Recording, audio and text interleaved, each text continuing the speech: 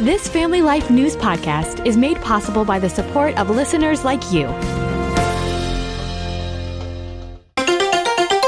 Next on the 5 o'clock report. Buffalo's future has arrived. You get up very early in the day, hit the road at 6 or 7 a.m. You'll get there by 10 o'clock in the morning. It keeps the price of groceries down. This place is worth celebrating because Erie is worth celebrating. And all of a sudden I look over, mountain lion staring at me. Now, let's go to the newsroom. Good afternoon and welcome to the broadcast. I'm Family Life News anchor Sarah Harnish. It's going to be a wet and chilly Memorial Day for most of us. 48 degrees for the high on Sunday. But it was 60 outside when New York Governor Kathy Hochul stepped up to the mic today in Buffalo, New York. She was touting images of a cruise ship terminal set to be built that will offer tours of the Great Lakes. When they step off and see how beautiful our waterfront is, I believe that's going to be part of changing our national and international reputation when people from around the world have a chance to come here on a beautiful cruise. Buffalo's future has arrived. Hochul using the press conference to talk up her Get Offline initiative designed to get kids off devices and outside and enjoy the green space around New York State this summer. Now we can go offline. This is my slogan. I want the children offline. Put down the phones, put down the devices, and come outside. New York's governor talking about getting kids off devices not long after the U.S. Surgeon General issued the first public warning about screen time in kids. Officials are pleading with parents, get them offline and outside. Less time scrolling and more time living. Health Secretary Robert Kennedy Jr. Excessive screen use now ranks among the most urgent public health challenges facing American children. The average child in this country spends up to 5 hours a day on screens. It's 9 hours a day for teenagers. Experts warn by 2050, 40% of children could be nearsighted due to excessive screen use.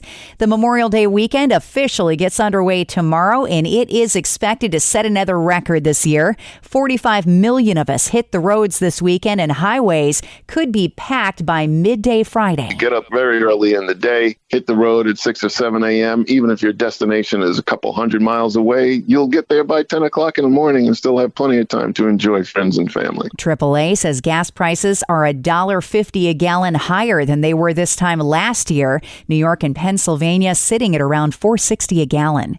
From gas to food, President Trump, flanked by a dozen grocery store owners in the Oval Office, held a press conference today rolling back Biden-era energy restrictions. You have great equipment that works incredibly, takes care of your meats and foods and everything else, beautiful refrigeration systems.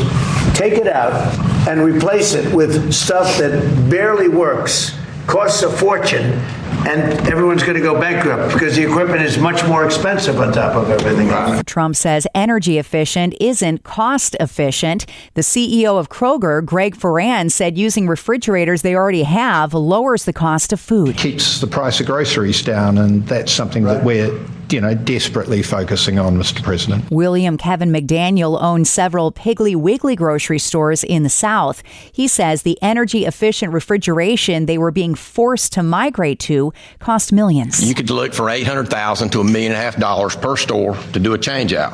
That would have and done. The new equipment would not be as good as the old equipment. No, absolutely not. It's just way too fast. That's the problem. Good idea, but it's terrible. McDaniel says the law would have taken down thousands of grocery stores across the U.S. trying to update to energy-efficient refrigeration. So you would have had all these independents go out of business, and you would have seen grocery prices soar. That's what would have happened if this would have went through. President Trump, thank you very much. On behalf of every independent in the United States, we cannot thank you enough for what you've done for us. The president says this one move alone will save Americans $2.4 billion each year. A few buildings away at the Capitol, there was another meeting on funding ICE. Acting Attorney General Todd Blanche met with lawmakers, but that meeting fell apart. ABC's Chuck Severton. Republicans are going home for the Memorial Day holiday with no agreement on money matters. Senate Democratic leader Chuck Schumer. The Republican agenda is one big broken promise. In just a few hours, a measure to force President Trump to end the Iran war is expected to be brought up for a vote by House lawmakers. Inside the Oval Office today, the president was asked about Iran's enriched uranium. We get the highly enriched. We will get it. We don't need it. We don't want it. We'll probably destroy it after we get it, but we're not going to let them have it. A U.S. aircraft carrier has arrived in the Caribbean as tensions rise between the U.S. and Cuba. U.S. Southern Command said Wednesday the USS Nimitz strike group has entered the region. The U.S. has been applying pressure on Cuba by cutting off the country's main source of oil from Venezuela. The U.S. Supreme Court is expected to hand down some decisions this week. The High Court about halfway through 60 cases to be heard this term. Some still awaiting a decision include President Trump's attempt to ban birthright citizenship and whether Roundup weed killer can be used for cancer claims. And the home ownership gap between baby boomers and millennials has never been wider. Reporter Michael Wallace takes a closer look. 73.1% of baby boomers own homes compared to 4.5% of millennials. Bankrate principal analyst Ted Rossman says millennials have it tough. Higher education costs, childcare costs, they're really facing higher costs throughout their financial lives. Rossman says more young people are teaming up with family or even friends to buy homes. Still to come on the 5 o'clock report, another day, another budget extender for New York. Updates on the upcoming trial of a Buffalo mass shooter and the Pennsylvania cemetery that's 175 years old. But first, a check of weather. Here is your family life forecast for this afternoon. A good deal of sunshine in western and central New York. Any showers in eastern Pennsylvania moving south and away. High temperatures from the 50s near Lake Ontario into the upper 60s along the I-80 corridor in Pennsylvania. For tonight, partly cloudy, chilly. Low temps, mid-30s to mid-40s. Tomorrow, some sun, high temps into the 60s. Looks like a rainy start to the weekend. Breezy, chilly as well on Saturday, with temperatures mainly in the 40s and 50s. Milder for Sunday and Monday. Thank you, Kevin. Checking the stories making news where you live across New York and Pennsylvania.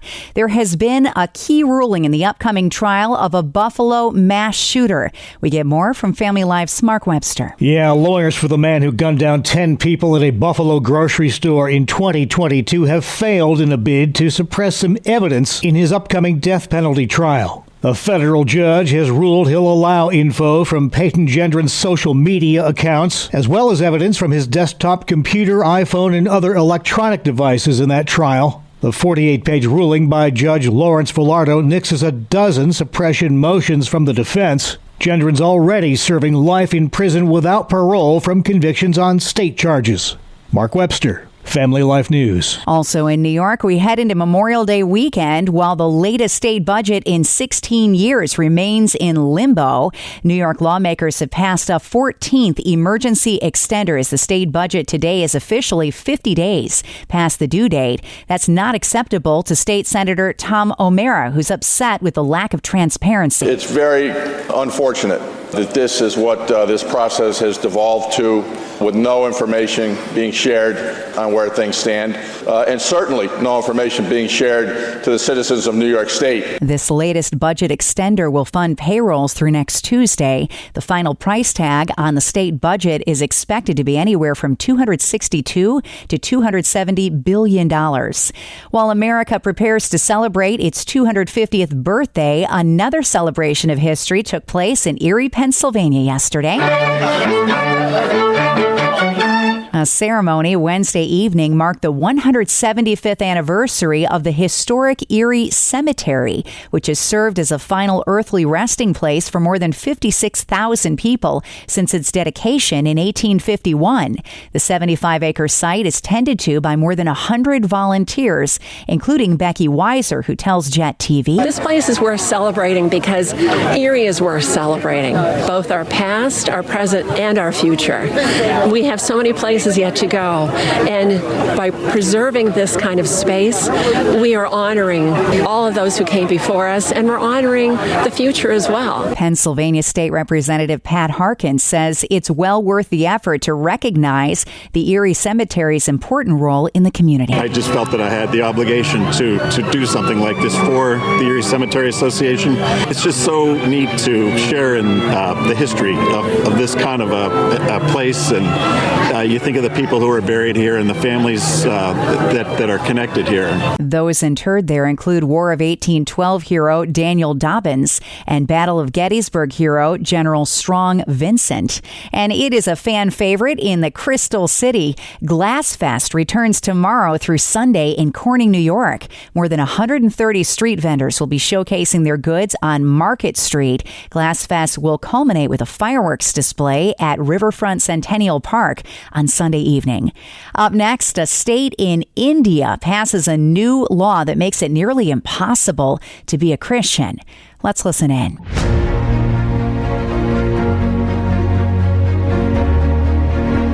This is Faith Under Fire. We take you straight to the front line of religious battlegrounds. I'm your host, Sarah Harnish. With me today, Voice of the Martyrs Vice President, Todd Nettleton. We're talking Christianity in India. The level of danger for Christians in India is currently listed as extreme by international monitoring groups. In fact, the country was labeled the 12th most dangerous place for Christians in 2026, as evidenced by a brand new law in places like Chhattisgarh State. Todd, tell me more. I feel like since we're audio only, it's hard to do the air quotes around religious freedom law. Really what this is an anti-conversion law. It is an anti-religious freedom law, and they already had one on the books in Chhattisgarh, but they have updated it because they didn't feel like it was harsh enough. And this law was signed into effect by the governor last month. This is 12 out of 28 states in India that now have anti-conversion laws on the books. A regular violation of this law could result in 7 to 10 years in prison, but a mass conversion event carries a penalty of life in prison. Well, what is a mass conversion event? According to this law, that is 2 or more people changing their faith. So a pastor goes to a home, sits down with a husband and wife, presents the gospel. The husband and wife say, yes, we want to follow Jesus. According to this law, that is a mass conversion event, and that pastor is in line for life in prison for violating, and again, they call it the Freedom of Religion Act. So much of this is just mind-blowing. Reconversion to your, what they call your ancestral religion is okay. So if Hindu radicals come in and force someone who renounced Hinduism and became a follower of Christ, if they beat that person and convince them come back to Hinduism, that is okay. Reconversion is fine. It's converting Hindus out of Hinduism that is really what the law is targeting. And this is not uncommon. 12 of 28 Indian states have these laws on the books. So it's not a religious freedom law, it's a Hindu freedom law. It is a Hindu protection law, really. It is motivated by that Hindu nationalist ideology. That's the ideology of the national government, and it is the ideology that controls many of the state governments. And they say India is a Hindu country, and really it's only Hindus that belong here. And so if you're coming along and encouraging people to follow a different faith, you're a troublemaker, you're a traitor, you're an outsider, you really don't belong in, and certainly the law doesn't protect you. What work is Voice of the Martyrs doing in India? How can you do work in a country like that? Well, one of the things we are doing is coming alongside the families of pastors who have been imprisoned. And there are dozens of Indian pastors right now in jail under these different anti-conversion laws.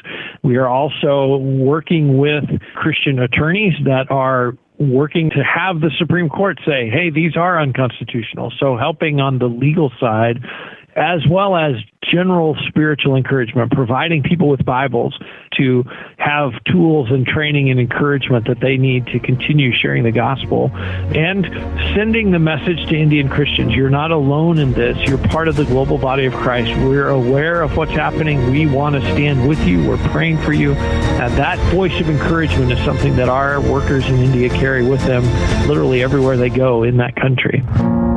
Learn more at persecution.com. You can hear the entire interview with Voice of the Martyrs Vice President Todd Nettleton on Christianity in India by clicking on Faith Under Fire. It's beside all of our Family Life original news features at Apple Podcasts, YouTube, Spotify, and familylife.org. Do you ever feel like there's just not enough? Hi, I'm Rob West with today's Faith and Finance Minute. In John 10:10, Jesus says the thief comes to steal and kill and destroy, but Jesus came so we may have life abundantly. A scarcity mindset tells us we're always behind, never enough money, time, or security. It drives fear, anxiety, and even selfishness. But Jesus points us to a better way. In Matthew 6:33, he says, "Seek first the kingdom, and all these things will be added to you." Abundance isn't about having more. It's about trusting the one who provides. So instead of grasping, we can give. Instead of worrying, we can rest. Because when we trust God as our provider, we're no longer defined by what we lack, but by His faithfulness. Manage your finances wisely with the easy-to-use FaithFi app. Download FaithFi, Faith and Finance from your app store, or learn more at faithfi.com. Finally, at 5, a curious discovery for a Southern California homeowner who tells KABC. I looked up and I saw poop on the roof. And it was like 4 separate stools. Shortly thereafter, Bill Dabney says he found what you might call the number 2 suspect. And all of a sudden I look over, mountain lion staring at me. Yeah, Dabney didn't stick around to ask the big cat why. He was in the position mode, like he was going to spring. Time to go. I took off running. Kevin with the local Humane Society thinks one of Southern California's wildfires drove the mountain lion into the burbs. The Eden Fire had massive, devastating effects not too far away from, the cougar's natural habitat. So it's very possible that they're here looking for food, water, and shelter. It is an encounter that Dabney says he'll never forget. I'm looking like this, and he looks hungry. He looks real hungry. I felt bad for him, but not that bad. Yep, I would have run too. And that's the world that we live in for Thursday, the 21st of May. I'm Sarah Harnish, and this is Family Life News. Thank you for listening to this Family Life News podcast. If you've been encouraged by what you've heard, please share it with others and click the subscribe button to automatically receive future episodes. Family Life is a listener-supported ministry. Podcasts like this are made possible by your financial partnership. Find out more at familylife.org.